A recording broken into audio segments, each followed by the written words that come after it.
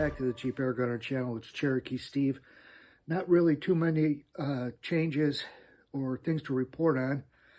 Unfortunately, yesterday, Saturday, turned out to be a very warm and non-windy day here where I'm located. I really would have liked to have been able to get out and do some longer distance shooting than is available to me down here in my basement. Some other things came up, as I'm sure most of you have the same experiences. Had a vehicle that needed a brake job done on it. So today, it is completely different than it was yesterday. The temperature has dropped quite a bit. It's much cooler. It's extremely windy outside. So I decided to make a video on what little I could. Over the past few days, there have been some changes I've made to the KTHPA. I did order a gray and black paracord sling. It can be used as both a double point or a single point. But with all of this available dovetail space back here behind the bolt, I decided I would go ahead and buy a attachment, a single sling attachment, and then use the sling as a single point.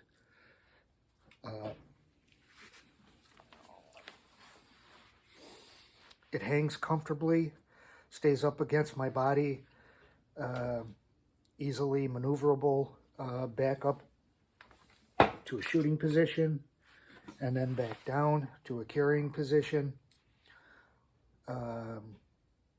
Really like the attachment point and the sling itself.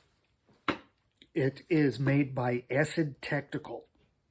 If you're interested in, they have a bunch of different colors available, but pretty neat looking paracord slings that they manufacture.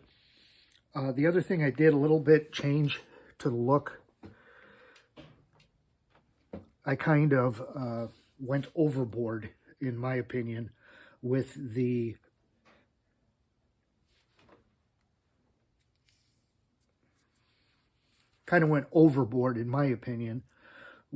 Plasti Dip rubbery grip material.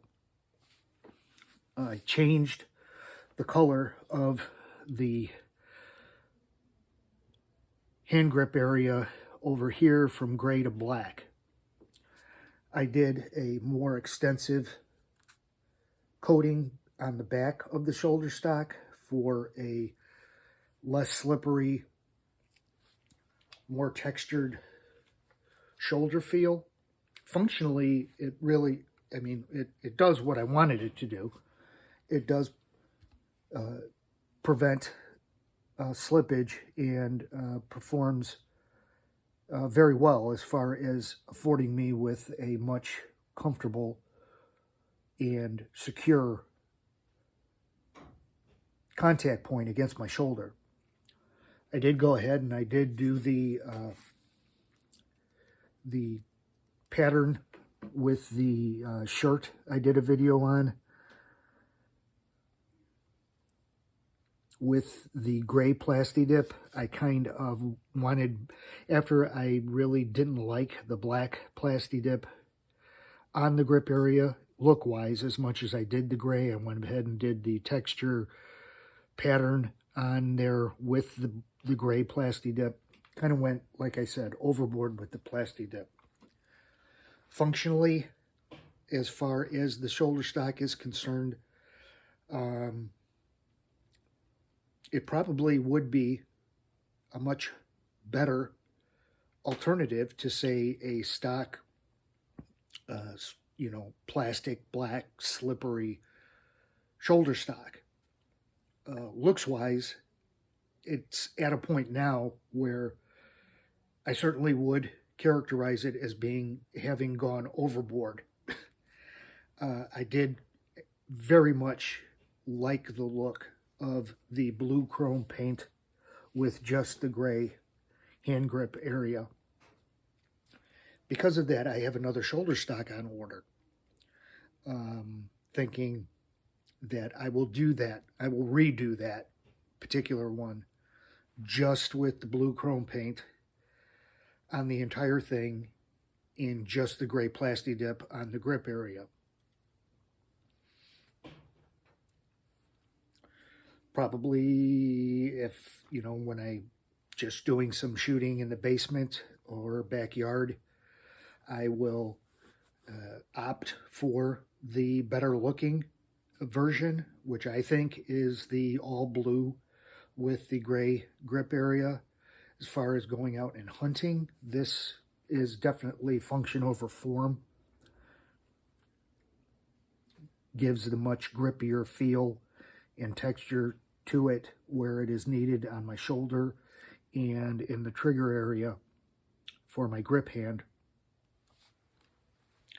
So as far as that's concerned, that is the changes that have been made over the last few days. I do have some other things on order that I'm waiting for as far as the 2400 KT and the CO2 version.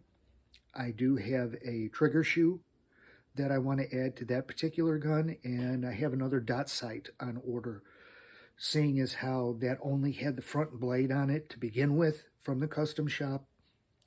It really isn't geared towards doing any type of accurate shooting and needs some type of sight on it. So as soon as those things come in, I have other plans for it as well. One of the things I did find out, I contacted the manufacturer of the Grav Mag that allows the Crossman air pistols to be used as a semi-auto. It's a self-feeding pellet system. And what I noticed was there is a version for it in 177 caliber that's made specifically for a bolt with an extended probe.